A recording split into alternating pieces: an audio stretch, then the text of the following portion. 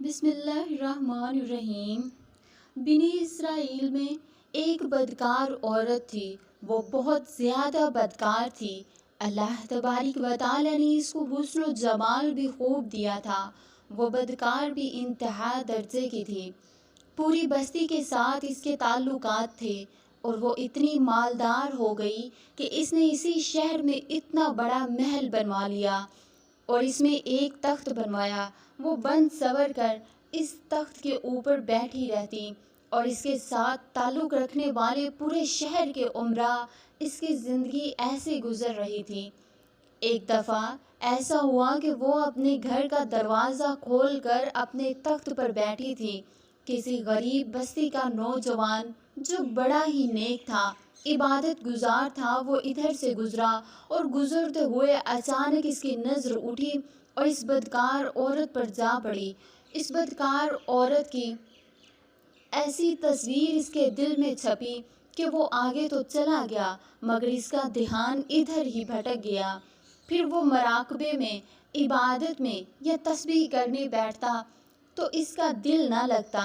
اس نے اپنے آپ کو بڑی تکلیف دی، کئی دن اپنے آپ کو بھوکا رکھا لیکن پھر بھی دھیان نہ جاتا۔ اس نے سوچا کہ میرے دل و دماغ سے اس عورت کا خیال نہیں جا رہا، کیوں نہ میں اس کے پاس ہی چلا جاؤں۔ چنانچہ اس نے اس کے پاس جو تھوڑا بہت سامان تھا اس نے وہ سب بیچ دیا اور بیچ کر وہ اتنے پیسے اکٹھے کیے کہ جتنے میں وہ اس عورت کے پاس جا کر بیٹھ سکے۔ وہ اس بدکار عورت کے پاس آیا اور اس کو پیسے دے کر اس کے پاس چارپائی پر بیٹھ گیا اور بات چیت کرنے لگا۔ اچانک بات چیت کرتے ہوئے اس کے دل میں خیال آیا کہ میں نے کتنے سال نیکوکاری میں گزارے، آج میرا اللہ مجھے بدکار عورت کے ساتھ بیٹھا دیکھ رہا ہوگا۔ بس یہ خیال آیا تو اللہ کا ڈر اس کے دل پر غالب آ گیا۔ اس نوجوان نے کانپنا شروع کر دیا۔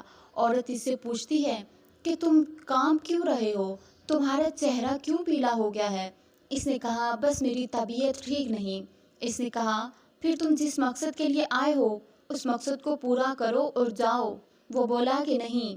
یہ سن کر وہ بدکار عورت بڑی حیران ہو گئی اور کہنے لگی کہ آج تک میں نے اپنی زندگی میں ایسا مرد نہیں دیکھا جو میرے قریب اس طرح چارپائی پر آ کر بیٹھے اور پھر برائی کیے بغیر یہاں سے واپس چلا جائے۔ مگر نوجوان نے کہا میں جاتا ہوں یہاں سے۔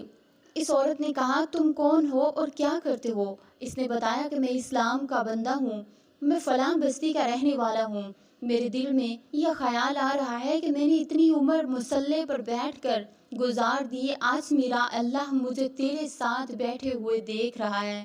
بس اس کے بعد اس نوجوان کی آنکھوں سے آنسو جاری ہو گئے اور وہاں سے چل پڑا۔ اب وہ وہاں سے چلا تو اس عورت اس کی تھوڑی بہت صحبت ہو گئی، اس کی برکت اس کو مل گئی۔ چنانچہ اس عورت کے دل میں خیال آیا کہ یہ کنوارا نوجوان اتنا اللہ سے ڈرتا ہے جبکہ اس نے کوئی گناہ بھی نہیں کیا۔ میں تو سارا دن ساری رات گناہوں کا مرتکب ہونے والی ہوں، میں نے خدا سے ڈرتی ہی نہیں۔ اس کے دل میں شرمندگی پیدا ہو گئی، نادم ہونے لگی کہ کروں تو کروں کیا۔ دل میں خیال آیا کہ اچھا چلتی ہوں اور موسیٰ علیہ السلام سے پوچھتی ہوں کہ کیا میرے لیے بھی توبہ کی کوئی صورت ہے۔ وہ اپنے گھر سے نکل کھڑی ہوئی۔ اب اس کو بستی کا ایک بندہ پہچانتا تھا۔ وہ ایسی نامی گرامی خاتون تھی۔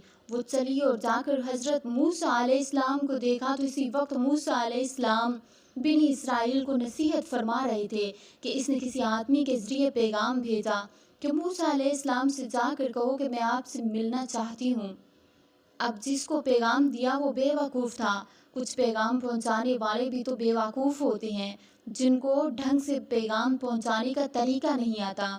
اس خدا کے بندے نے سیدھا جا کر سب کے سامنے کہہ دیا کہ حضرت آپ سے فلاں عورت ملنے آئی ہے۔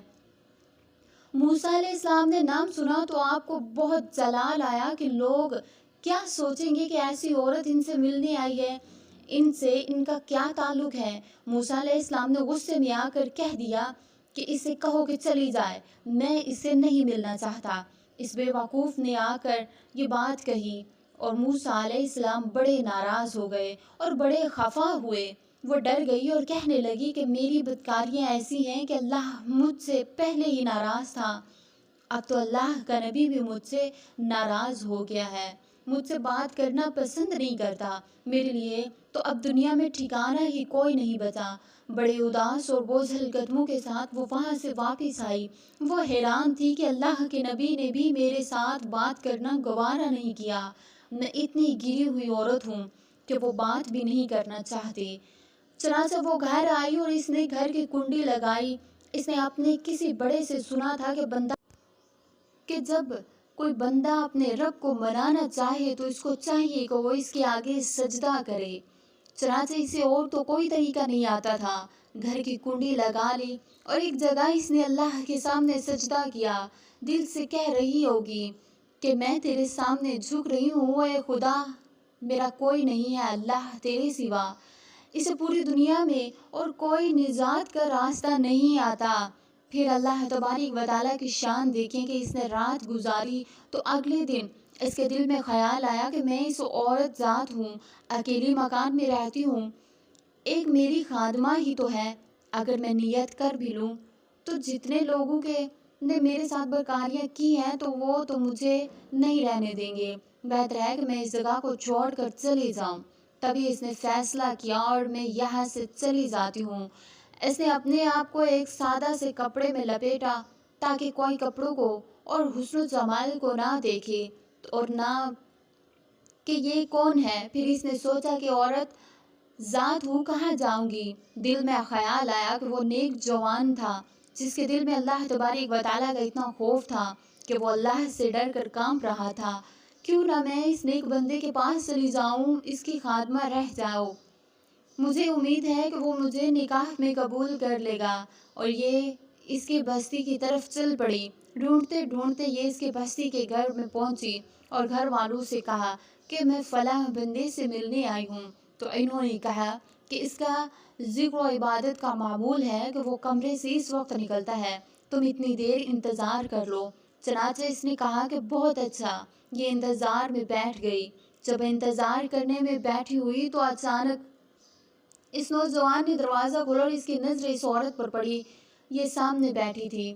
جب نوجوان نے اس عورت کا چہرہ دیکھا تو اس کو وہ اپنا وقت یاد آ گیا کہ وہ کون سا وقت تھا کہ میں اپنے مسئلے کو چھوڑ کر بالآخر اس عورت کے چارپائی پر جا بیٹھا تھا۔ تو اس نوجوان کے دل پر خوف طاری ہو گیا کہ یہ کہیں یہ میرا ایمان خراب کرنے تو نہیں آ گئی، میں نے تو اتنی مشکل سے اس کا تصور ذہن سے نکالا تھا۔ وہ نوجوان اتنا خوف طاری ہوا کہ وہیں پر گرا اور اس کی جان نکل گئی۔ پھر اس کی وفات پر گھر والے بہت زیادہ رنجیدہ ہوئے۔ اس عورت کو بڑا غم تھا اس کی وفات کا۔ خیر 3 دن کے بعد اس عورت نے اس کے گھر والوں کو بتایا کہ میں تو اس نیت سے آئی تھی۔ انہوں نے کہا اب تو وہ اس دنیا سے چلا گیا، مگر اس کا ایک بھائی ہے، اگر تم مناسب سمجھو تو ہم اس سے پوچھ لیتے ہیں، اگر وہ تمہارے ساتھ نکاح کرنے کے لیے راضی ہو جائے تو تم اس کے ساتھ نکاح کر لینا۔ اس نے کہا کہ ٹھیک ہے۔ جب گھر والوں نے بھائی سے پتہ کیا تو اس نے کہا کہ ٹھیک ہے، اگر پہلے یہ ایسی بدکار عورت رہی ہے تو اگر رب توبہ کرنے کی نیت سے کر چکا ہے تو اس کو اپنے نکاح میں قبول کر لوں گا، کیونکہ اللہ تبارک و تعالیٰ معاف کرنے والی ذات ہے۔ جب اللہ پاک نے اسے معاف کر دیتا ہے تو انسان کیا چیز ہے۔